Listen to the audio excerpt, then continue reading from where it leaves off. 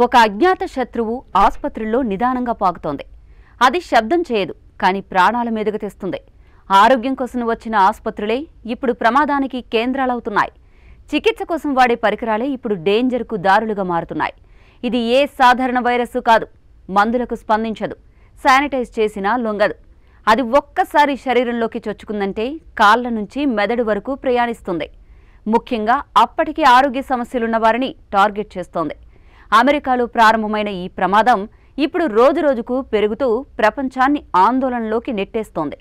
కొత్తగా మారుతున్న లక్షణాలు, కొత్తగా పుట్టుకొస్తున్న రోగాలతో ప్రజలు తెగ టెన్షన్ పడుతున్నారు. ప్రపంచాన్ని ఆందోళనకు గురిచేస్తున్న ఈ ఫంగస్ పేరు కాండిడా ఆవరిస్. ఇది చిన్న పూసంత ఫంగస్, కానీ చాలా పెద్ద ముప్పును కలిగించగలదు. ఇంతకీ ఏంటి కాండిడా ఆవరిస్? అమెరికాలో అసలేం జరుగుతోంది? ఈ ఫంగస్తో ప్రపంచానికి ముప్పు పొంచి ఉందా?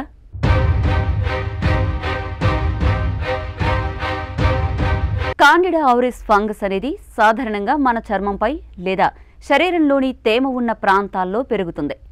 ఆరోగ్యంగా ఉన్నవారిని ఇది పెద్దగా హాని చేయదు, కానీ రోగ నిరోధక శక్తి తక్కువ ఉన్నవారిలో మాత్రం ఇది భయంకరమైన ఇన్ఫెక్షన్కి దారితీస్తుంది.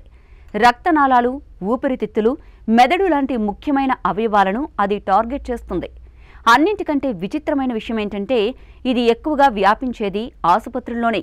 ప్రత్యేకించి ఎక్కువగా పరికరాల ద్వారా వ్యాపించే శక్తిని కలిగి ఉంది. క్యాథెటర్లు, శ్వాసనాళాల ట్యూబులు, ఫీడింగ్ ట్యూబులు లాంటి వాటిపై ఈజీగా స్థిరపడుతుంది. శానిటైజర్లు, సాధారణ రసాయనాలతో శుభ్రం చేసినా ఈ ఫంగస్ పూర్తిగా తొలగిపోదు.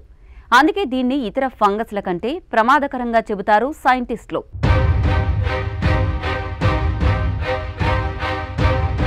అటు అమెరికాలో ఈ ఫంగస్ వేగంగా విస్తరిస్తోంది. మొదట్లో కొన్ని ప్రాంతాల్లో మాత్రమే కనిపించిన ఈ కేసులు ఇప్పుడు చాలా చోట్ల నమోదవుతున్నాయి. మొదట 2016లో కనిపించిన ఈ ఇన్ఫెక్షన్ తాజాగా మియామి లాంటి నగరాల్లో కలకలం రేపుతోంది.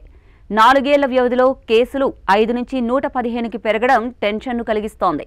దాదాపు 2200% పెరుగుదల అంటే ఈ ఫంగస్ ఎంత వేగంగా విస్తరిస్తుందో అర్థం చేసుకోవచ్చు. ఆసుపత్రుల్లో ఉన్న రోగులు, ముఖ్యంగా శస్త్రచికిత్సల తర్వాత రికవరీలో ఉన్నవారిని ఇది లక్ష్యంగా చేసుకుంటోంది. ఇటు వెంటిలేటర్లు లేదా ఇన్వేసివ్ పరికరాలతో ఉండేవారే దీనికి బలిగా మారుతున్నారు. ఒక్కసారి శరీరంలోకి చొచ్చుకుపోతే దీన్ని నియంత్రించడం చాలా కష్టంగా మారుతోంది.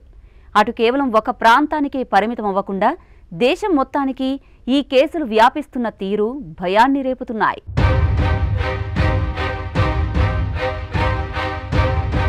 ఇక కాండిడా ఆవరిస్ వ్యాప్తి కూడా చాలా ఆందోళనకరంగా ఉంటుంది.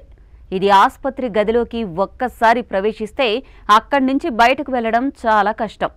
ఇది ఎక్కువగా దగ్గర పరిచయాల ద్వారా వ్యాపిస్తుంది. శరీరంపై, చేతులపై, గదిలోని వస్తువులపై, వాడిన పరికరాలపై ఉండే ఫంగల్ అణువులు ఇంకొకరికి అంటుకుంటాయి. ఒకే పరికరాన్ని మరోసారి వాడినప్పుడు దాన్ని క్లీన్ చేయకపోతే ఈ ఫంగస్ వ్యాపించే అవకాశం ఉంది. మరో వింత ఏంటంటే ఇది సోకిన వ్యక్తికి కొన్ని సందర్భాల్లో బయటకు ఏ లక్షణాలు కనిపించకపోవచ్చు, కానీ అది ఇతరులకు వ్యాపించే ప్రమాదాన్ని కలిగించవచ్చు. కొన్ని రోజుల తర్వాతే అసలు ఇన్ఫెక్షన్ బయటపడుతుంది, కానీ అప్పటికే అది కీలక అవయవాల వరకు చేరి ఆరోగ్యాన్ని దెబ్బతీస్తుంది.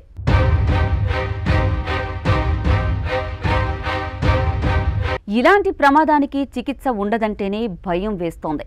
ఈ ఫంగస్ సాధారణంగా వాడే యాంటీ ఫంగల్ మందులకు స్పందించదు. అంటే ఇది డ్రగ్ రెసిస్టెంట్ ఫంగస్. దీని నియంత్రణ కోసం 1 కాదు 3 రకాల మందులు కూడా కలిపి వాడాల్సిన పరిస్థితి ఉంటుంది. ఇది మ్యూటేట్ అవుతూ మరింత శక్తివంతంగా మారే ఫంగస్ అన్నమాట. ప్రస్తుతం ఆరోగ్య రంగం ఎదుర్కొంటున్న ఈ మౌనమైన ముప్పు నిజంగా పెద్ద హెచ్చరికలా మారుతోంది.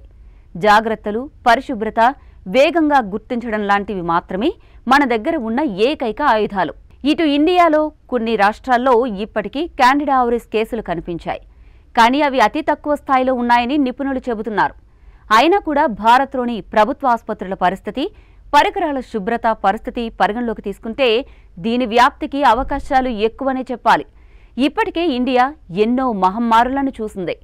అందుకే కాండిడా ఆవరిస్ విషయంలోనూ అప్రమత్తత పాటించాల్సిందే.